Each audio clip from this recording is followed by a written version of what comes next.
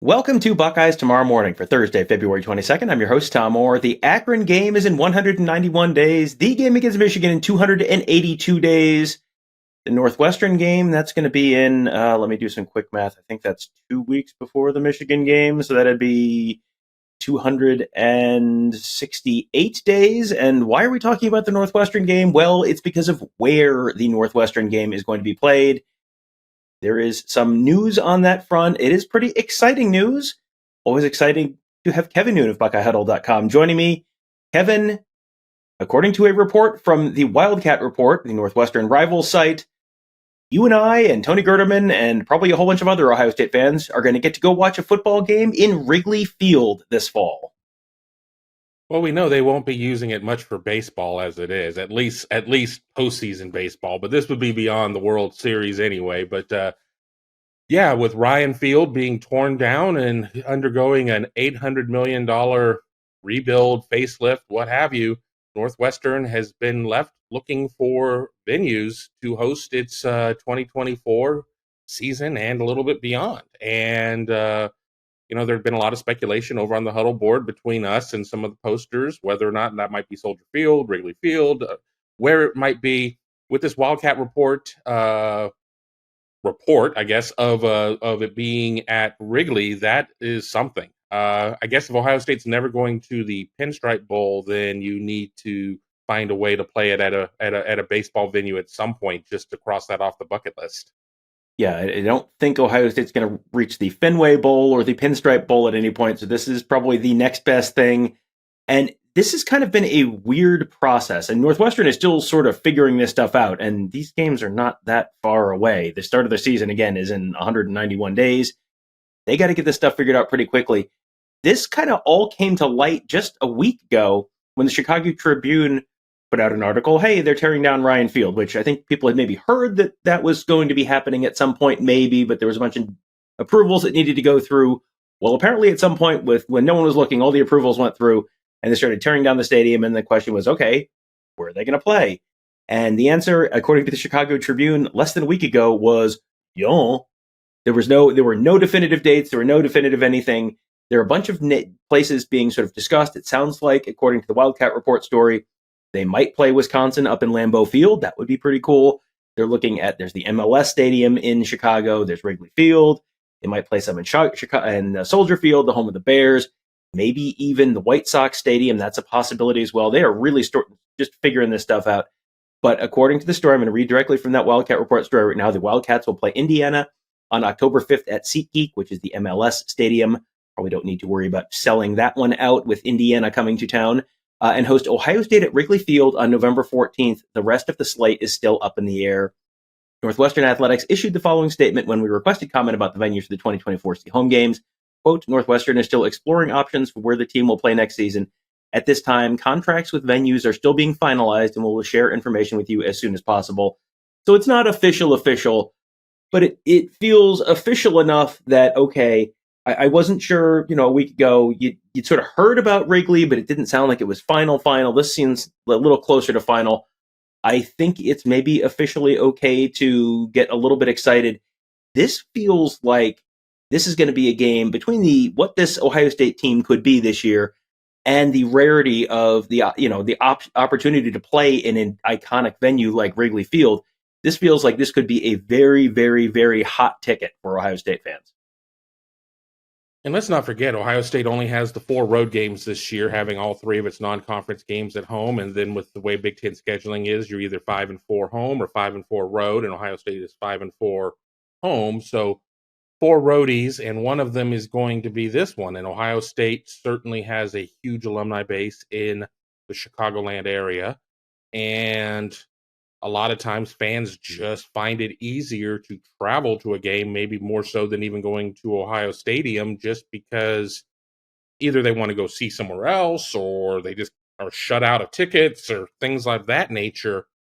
I just wonder where all the Northwestern press are going to sit, because with baseball press boxes and the size of Ohio State's traveling media contingent, I don't know where everybody else is going to sit. And just to add insult to injury, apparently I was talking to Louis Vicker, the author of this article, shortly before we recorded this. I guess this is Northwestern's homecoming game. So Nothing like scheduling an easy one for homecoming. But yeah, this is going to be one of these things that just kind of stands out as a one-off because you don't have these types of opportunities all that often. So it will end up being a hot ticket. And once we're done recording this, I'm going to have to change our hotel reservation from out at O'Hare to something more centrally located because I hadn't even thought about the fact that Ryan Field wasn't going to be there when I booked hotels 2 months ago. Yeah, that's. I think a lot of people may be changing travel plans. As soon as they hear this news, and or making travel plans as soon as they hear this news. I mean, Wrigley Field is obviously one of the most iconic venues in North American sports. I mean, you think about the old stadiums, the really iconic stadiums. It's really Wrigley Field and Fenway Park at this point. Dodger Stadium, I think, is the third oldest stadium in Major League Baseball, and that's from the 1960s. Have you been to a game at Wrigley? Because I have been to a game I've been to multiple games at Wrigley.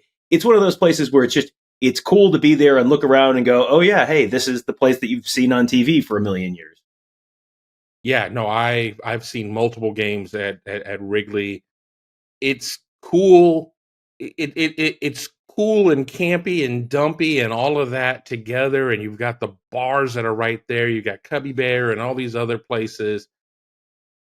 There are obviously issues with playing a game in a baseball stadium, a game of football in a baseball stadium. I'm sure we'll talk about some of those here in a second, but yeah, in terms of just what it is pretty cool because I mean we're just talking about a cathedral of sports in terms of just historically.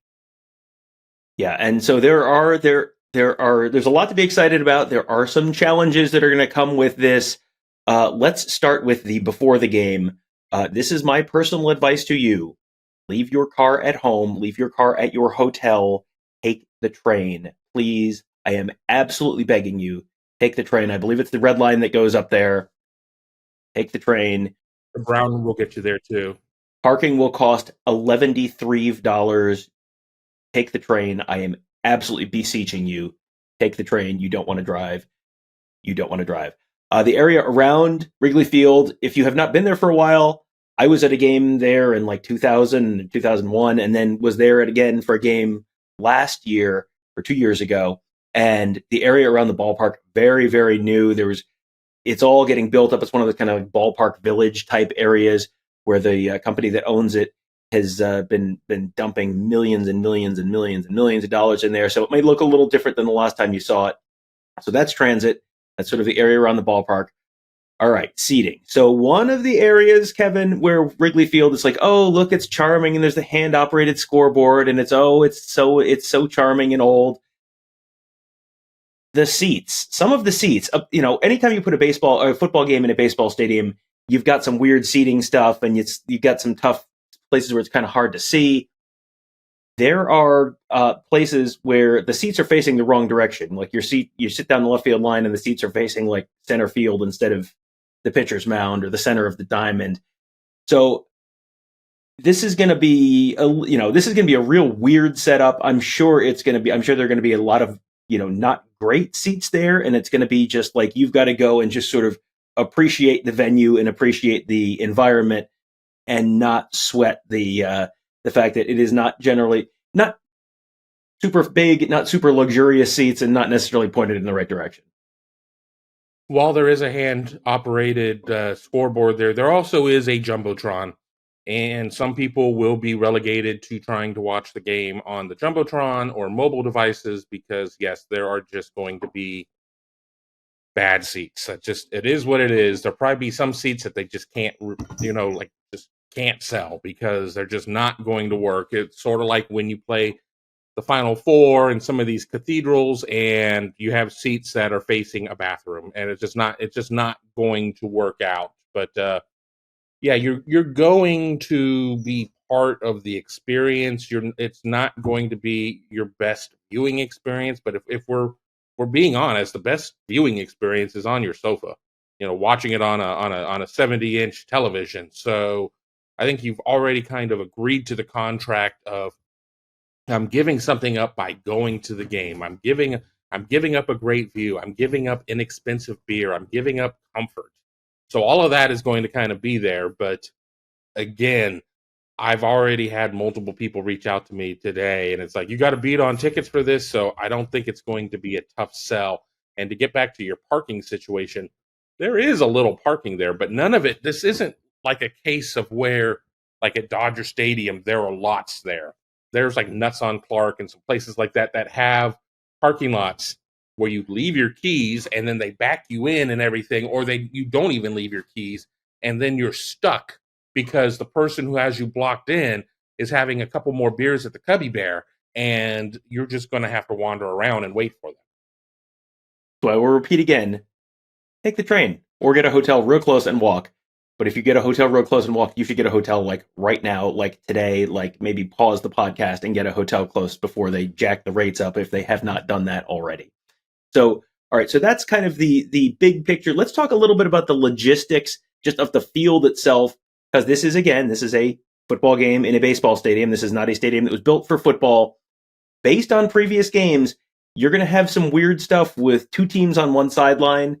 But the good news, Kevin, is in 2010, Northwestern played Illinois, and they had to play with both teams going in the same direction. Like one end zone was too close to the wall, and they wouldn't let people go that direction. They've at least fixed that, so you can use the whole football field. But still, there are going to be some real quirks to this kind of event in a baseball stadium. Yeah, I'm not exactly sure how you play half court and have to check at the 50-yard line or anything like that. But yeah, I mean, at least that has been fixed. The being able to utilize the full 100 yards on offense as opposed to, okay, well, you're just going to, if you have to run back a defensive score, then you're just going to go into the danger zone. But then again, there's not a lot of room at Oklahoma State. I've been there for games. There's not a lot of room there. There's not a lot of room at Nebraska. You have like those little on-field suites that are right there. There's like a foot of room between the corner and the wall, the holding wall for that. But having both teams on the same sideline is a look. So obviously there's going to be some adjustments as to where your coaching box is and everything else. So I'll be really interested in once this gets officially official, even though the fact that my guy Louie has already reported it, I'm feeling it's pretty damn done.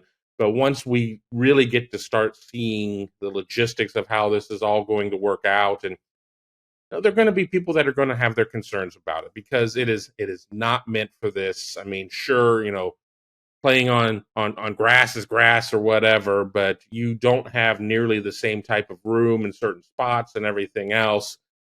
If there's a game to have to make sure that your running game is down, this is going to be the one. Let's not have guys running wild and all sorts of craziness that can happen. Let's just keep it between the sidelines and get there because, as you said, 2 weeks later is Michigan. And while Michigan may be an 8-4 team this year, you don't want to do anything to level the playing field stupidly at Wrigley. Yeah, try not to leave any cartoon-style cutouts in the brick wall in the outfield or anything like that, like running through. Don't do the, like, I'm going to run down the tunnel thing. There is no tunnel there. There is just a brick wall behind one of those end zones. Don't fall into the dugout. There's going to be a lot of advice for folks going there. My best advice, please take the train. Consider buying tickets in the upper deck down the first base line. Those are probably going to be the best football view in that stadium. Anything down the first base line based on the way they've typically laid that field out, and especially higher up, is probably not going to be a bad idea. If you're in the upper deck, you're less likely to be behind a pole. Write this all down, kids. This is good advice. You're going to spend a bunch of money, but it is going to be a very cool event. Last time we were at Northwestern, it was the windiest game I have ever seen. This will be one of the more memorable games in a very different way, I think, when we were there for the Buckeyes in November at Wrigley Field against Northwestern. That should be a blast. Boy, just one more thing to look forward to about this year's Ohio State football team and this year's Ohio State football schedule. It should be a really, really fun fall, really, really fun summer, really, really fun spring we're heading into as the Buckeyes kick off their spring practice in just less than 2 weeks. We are getting there. So a great place to be for all of those fun things is at BuckeyeHuddle.com. That's where Kevin, Tony, and I cover the team Mark covers recruiting. Got our whole team of X's and O's gurus making you a smarter football fan, all at BuckeyeHuddle.com. Also, make sure you're subscribed at YouTube.com/BuckeyeHuddle. We have lots of podcasts, lots of interviews, all that good stuff, all in one place, YouTube.com/BuckeyeHuddle. That will do it for today. Thank you guys all for joining us. Have a great day. We'll talk to you tomorrow.